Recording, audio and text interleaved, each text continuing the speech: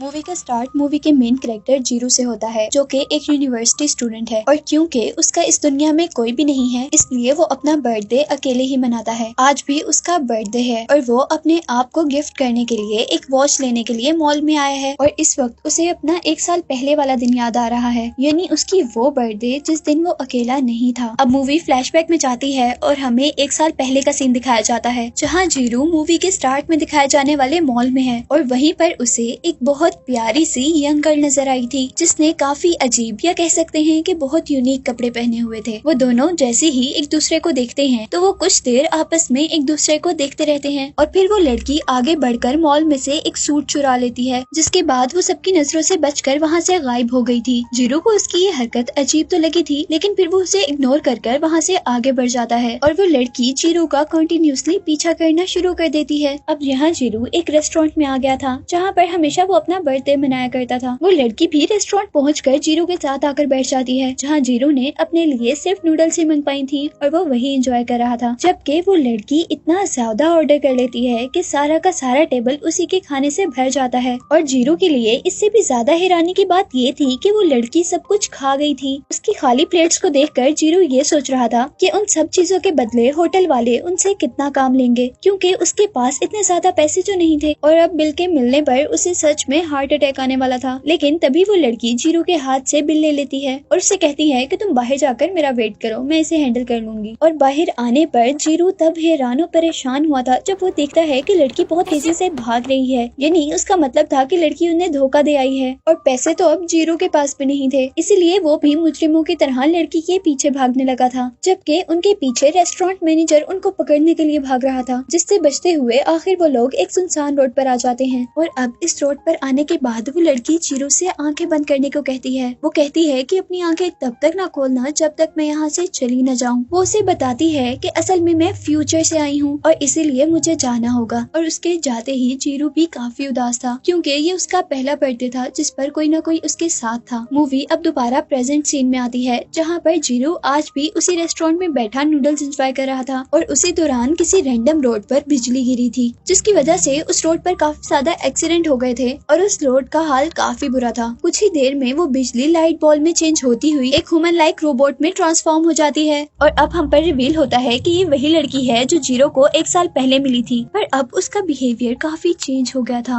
वो किसी रोबोट की तरह चलती हुई रोड से स्ट्रीट पर आती है, जहाँ पर कुछ चोर अपना चोरी किया हुआ सामान बांट रहे थे और उसे देखते ही चोर उसके इर्द गिर्द जमा हो जाते हैं। और फिर जैसे ही उन्हें रियलाइज होता है कि या तो ये लड़की नहीं है और अगर लड़की है तो बहुत अजीब है, क्योंकि वो अपनी आंखों को अजीब तरह से घुमा रही थी। तभी अचानक वो लड़की उस आदमी को पकड़ लेती है जो उससे चोरों का लीडर लग रहा था और बहुत ही जोर से वो उसे हवा में उड़ाते हुए एक दीवार पर गिराती है और साथ ही वो उसके दूसरे दोस्त को भी पंच करती है, जो पहले की तरह अपने साथी के साथ जाकर गिरता है। यहाँ पर अब तीसरा आदमी अपने आप को रेसलर समझकर उससे लड़ने के लिए तैयार हुआ था, लेकिन लड़की का एक ही पंच उसे भी गिरा देता है। अब वो लड़की सीधा चलते हुए एक शॉपिंग मॉल तक जाती है, जबकि हम देखते हैं कि उसे रोड पर चलते हुए ट्रैफिक की कोई परवाह नहीं थी। वो मॉल में जाकर एक सूट चुराती है, पर पहले की तरह छुप कर नहीं, बल्कि वो स्टैचू समेत उस सूट को वहाँ से लेकर जा रही थी और जिस किसी ने भी उसे रोकने की कोशिश की थी तो उसने अपनी आईज से करंट निकालते हुए उन्हें बेहोश कर दिया था। और इसके बाद हम देखते हैं कि वो लड़की उस रेस्टोरेंट में जीरू के पास जाती है, जिसे देखकर जीरू को अपनी आंखों पर बिलीव ही नहीं हो रहा था। वो बहुत ज्यादा खुश था, लेकिन अब उसे वो लड़की अजीब लगी थी, क्योंकि वो लड़की उसके लिए किसी अजीब रोबोट की तरह गाना गा रही थी और साथ ही साथ रोबोट की तरह ही सर हिला रही थी। जीरू उसे हैरानी से देखता जा रहा था और जीरू की हैरानी वो लड़की ही खत्म करती है जब वो लड़की जीरू का सर केक में डाल देती है और उसके बाद उसके सारे फेस पर सेलिब्रेशन ड्रिंक ऐसे गिराती है जैसे वो उसका मुंह धोना चाह रही हो। यहाँ सभी लोग जीरू और उस लड़की को देख रहे थे और जीरू के लिए ये सच में बहुत ही एम्बेरेसिंग था। तभी यहाँ हम देखते हैं कि रेस्टोरेंट में एक मिस्टीरियस आदमी घुस आता है, जिसने पागलों की तरह हंसते हुए सब लोगों पर शूट करना शुरू कर दिया था। यहाँ वो लड़की जल्दी से जीरू का सर नीचे कर उसे बचाती है। इसके बाद वो पागल आदमी अपने मुंह में गैसोलीन भर लेता है और स्टंट दिखाते हुए मुंह से आग लगाते हुए वहाँ पर चीजें जलाना शुरू कर देता है। और तभी अब जीरू को बचाने वाली लड़की वहाँ से बोतल उठाकर उस आदमी को मारती है और सिर्फ पलक झपकने के वक्त में वो जीरो के पास से उस मिस्टीरियस आदमी के पास पहुंच जाती है। उसके हाथ में पकड़ा हुआ वेपन उसे लेकर दूर फेंकती है और वहाँ रखा हुआ सारा गैसोलीन उसके मुंह के अंदर डाल देती है, जिसके बाद वो आदमी को उठाकर वहाँ से दूर विंडो के पार गिरा देती है। यहाँ वो लड़की सबको छुड़ाने में कामयाब तो हो गई थी, लेकिन जीरो इस सब से बहुत ज्यादा हैरान था और बाहर आने पर वो देखता है कि वो पागल आदमी अपने पेट के अंदर से गैसोलीन निकालने में बिजी है, जबकि उस लड़की को उसकी कोई परवाह नहीं थी। और तभी ऊपर से एक जलती हुई सिगरेट आकर गिरती है, जिससे वो आदमी वहाँ पर जलकर मर जाता है। इसके बाद वो लोग जीरो के अपार्टमेंट आ जाते हैं, जहाँ वो लड़की उसे अपना असल बताती है। वो अपनी आंखों से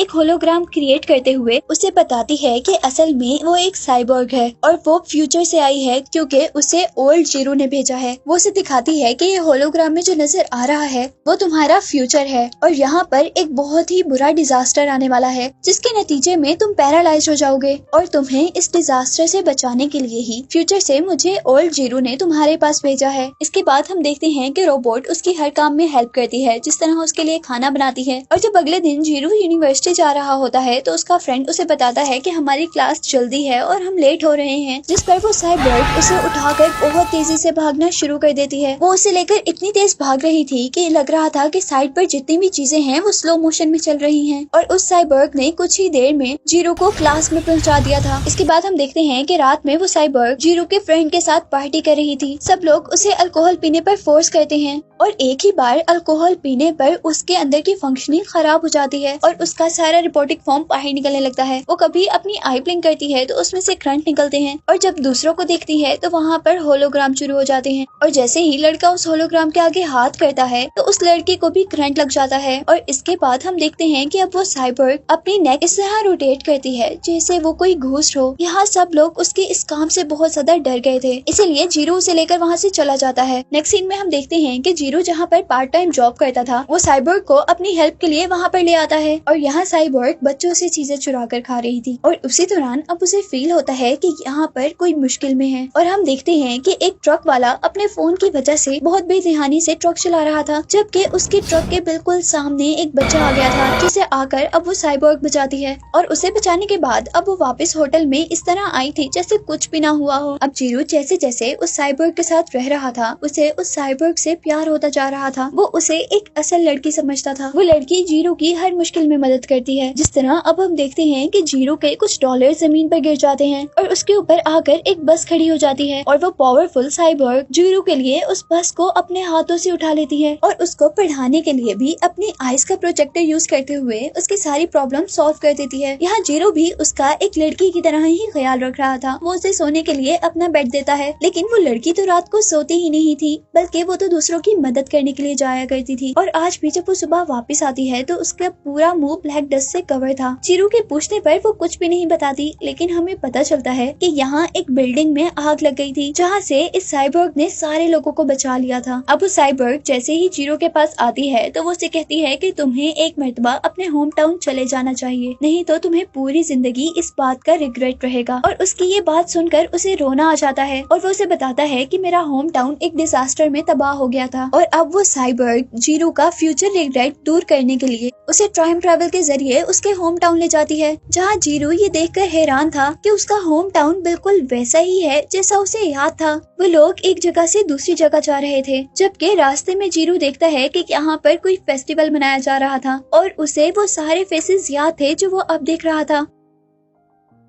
अपने घर जाकर जीरो अपना बचपन भी देखता है, जहाँ उसकी मॉम भी थी, और वो अपने घर में उस जगह पर भी जाता है जहाँ वो हमेशा से अपनी सीक्रेट चीजें रखा करता था, जहाँ पर जीरो को अपनी फैमिली फोटो के साथ साथ अपने कुछ बचपन के खिलौने भी मिलते हैं। और यहीं से सीन कट होकर अब हमें जीरो को हॉस्पिटल में दिखाया जाता है, क्योंकि वो बहुत ज्यादा बीमार था टाइम ट्रेवल के साइड इफेक्ट से। होश आने पर वो टीवी चलाता है, जहाँ न्यूज में एक स्कूल को दिखाया जा रहा था जिसके इर्द गिर्द पुलिस थी, क्योंकि स्कूल के अंदर एक क्रिमिनल ने सारे स्टूडेंट्स को हॉस्टेज बना लिया था और वो कह रहा था कि मैं टीचर्स के साथ साथ यहाँ पर सारे स्टूडेंट्स को भी मार दूंगा। और पुलिस उस क्रिमिनल के आगे कुछ भी नहीं कर पा रही थी। और तभी हम देखते हैं कि यहाँ पर एक लड़की आती है इनक्रेडिबल स्पीड से भागते हुए, और वो उस आदमी को बहुत आसानी से पकड़कर खिड़की से बाहर फेंकती है और पुलिस वालों के हवाले कर देती है। और नेक्स्ट सेकंड हम उस लड़की को देखते हैं कि वो लड़की जीरो के पास थी, यानी वो लड़की वहाँ पर जो गई थी वो साइबोर्ग ही थी। और इससे अब जीरो को लग रहा था कि उसकी फ्रेंड एक सुपर हीरो है। इसके इसके बाद हम देखते हैं कि जीरू ठीक हो गया था, जहाँ वो उसे जेलस करवाने के लिए उसे बिल्कुल भी भाव नहीं दे रहा था। वो उसे जेलस करवाना चाहता था, लेकिन उसके अंदर तो इमोशंस ही नहीं थे, इसीलिए वो जेलस भी नहीं हो रही थी। और अब हम देखते हैं कि पार्टी से बाहर आने पर एक लड़की जीरू को थप्पड़ मार देती है, जिसे देखकर साइबोर्ग को गुस्सा आ जाता है और वो उस लड़की को उठाकर अपने करीब एक पूल में फेंक देती है। और यहाँ पर अब जीरू को बहुत ज्यादा गुस्सा आ गया था। वो साइबोर्ग से कहता है, तुम हमेशा मेरे चाहने से ऑपोजिट करती हो, मुझे तुम्हारी बिल्कुल भी जरूरत नहीं है और तुम यहाँ से चली जाओ। और ये कहकर वो दूर चला जाता है। जीरू उसे लेकर उसी जगह पर जाता है जहाँ से पहले वो लड़की फ्यूचर में गई थी, और वहाँ जाकर वो आंखें बंद करके कहता है कि तुम यहाँ से चली जाओ, मैं तुम्हें यहाँ पर कभी नहीं देखना चाहूंगा। लेकिन उसके जाने के बाद अब जीरू उसे बहुत ज्यादा याद करता था। जीरू को वो सब बातें याद आती थी जब वो उसकी केयर किया करती थी, जो कि जीरू को बहुत पसंद था, क्योंकि जिंदगी में पहली बार कोई था जो उसकी केयर कर रहा था। और अभी जीरू अपने घर के सामने का एक बिलबोर्ड पढ़ रहा था, जहाँ पर वो साइबोर्ग उसके लिए एक मैसेज लिख कर गई थी। जीरू ये सोच कर खुश हो रहा था कि कोई तो था जो उसकी केयर करता था। ये सोचते हुए भी उसकी आंखों में आंसू आ रहे थे कि उसी दौरान उसका अपार्टमेंट जोर जोर से हिलने लगता है और वहाँ मौजूद सारी चीजें जमीन पर गिरने लगी थी। और ये सब अर्थक्वेक के रिजल्ट में हो रहा था। जीरू खौफ से अपनी अपार्टमेंट की विंडो से बाहर देखता है, जहाँ सारी की सारी बिल्डिंग्स एक एक कर गिरती जा रही थी। और इसी दौरान जीरू का अपार्टमेंट भी टूटने लगा था। इवन जहाँ वो खड़ा था वो जमीन भी बहुत से हिस्सों में डिवाइड हो गई थी।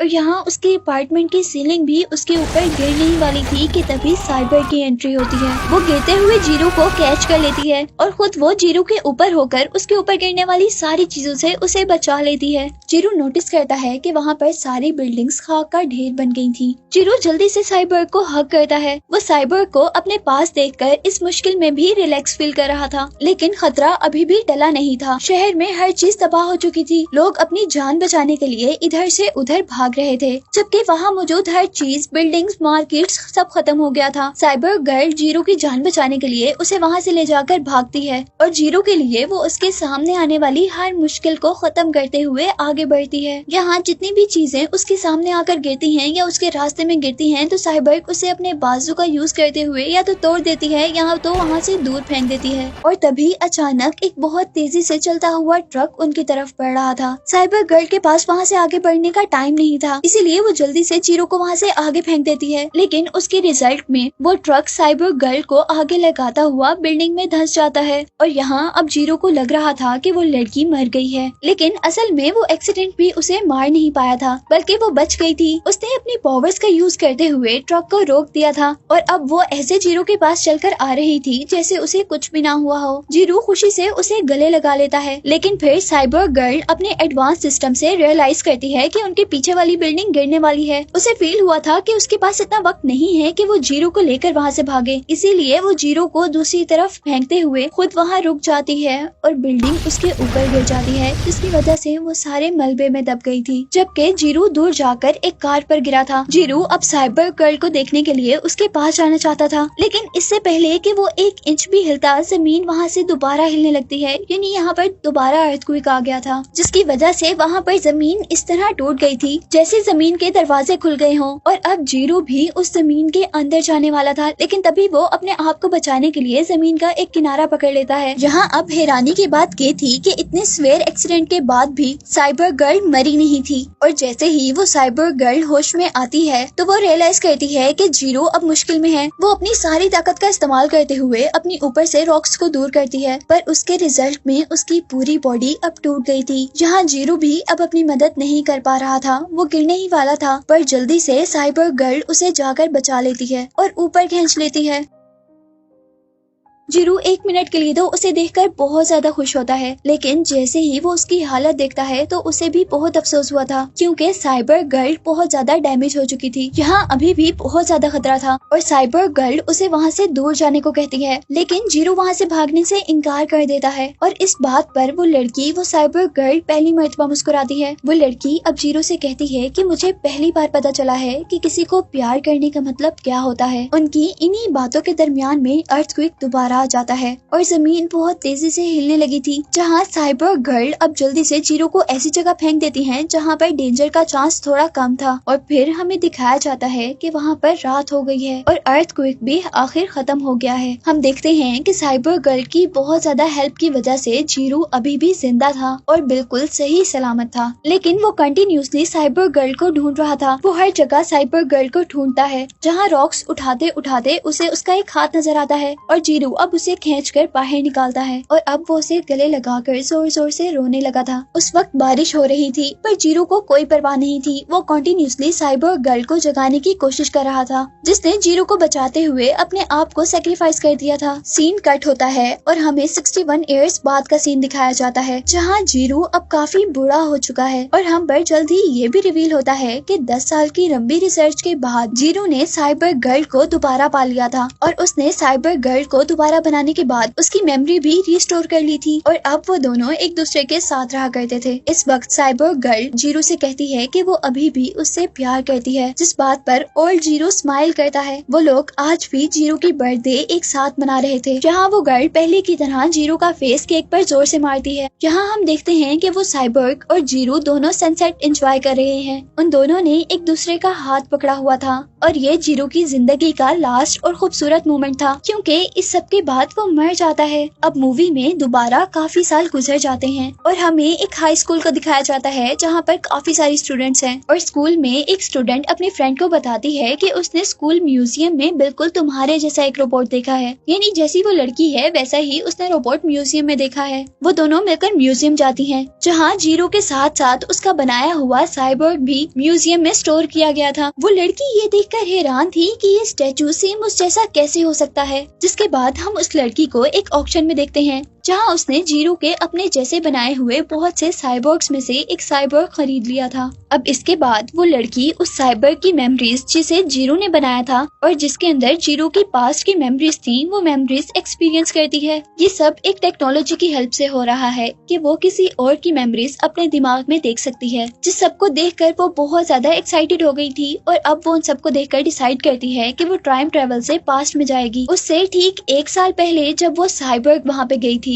यानी मूवी के स्टार्ट में जो हमें लड़की दिखाई जा रही थी, जिसे देखते ही जीरो को उससे और उसे जीरो से प्यार हो गया था, ये वही लड़की थी और वो टाइम ट्रेवल से ही पास्ट में गई थी। पर वो लड़की उसे अपनी फीलिंग्स इसलिए नहीं बता पाई थी क्योंकि वो जानती थी कि हर हाल में उसे वहाँ से वापस जाना होगा। इसीलिए उस दिन उस लड़की ने जीरो को आंखें बंद करने का कहा था ताकि वो उसकी उदासी ना देख सके और हमने देखा था कि वो रोते हुए वहाँ से चली गई थी। और फिर अब इसके बाद हमें वो सीन दिखाया जाता है जहाँ पर डिजास्टर के बाद साइबोर्ग मर गई थी, जो साइबोर्ग जीरो की नेक्स्ट बर्थडे पर आई थी। और जब जीरो साइबोर्ग को गले लगाकर रो रहा था तो यहाँ पर हम दोबारा उस लड़की को आते हुए देखते हैं, जिसे देखकर हमें पता चला था कि उस दिन उस लड़की ने अपनी फ्यूचर दुनिया में वापस ना जाने का फैसला किया था, यानी वो अपनी फ्यूचर दुनिया में वापस नहीं गई थी और वो उस दिन दोबारा जीरो से मिली थी, क्योंकि उसने हमेशा जीरो के साथ रहने का डिसाइड कर लिया था, जिससे वो हमेशा से प्यार करती थी। और यही दिखाते हुए हमें ये मूवी एंड हो जाती है।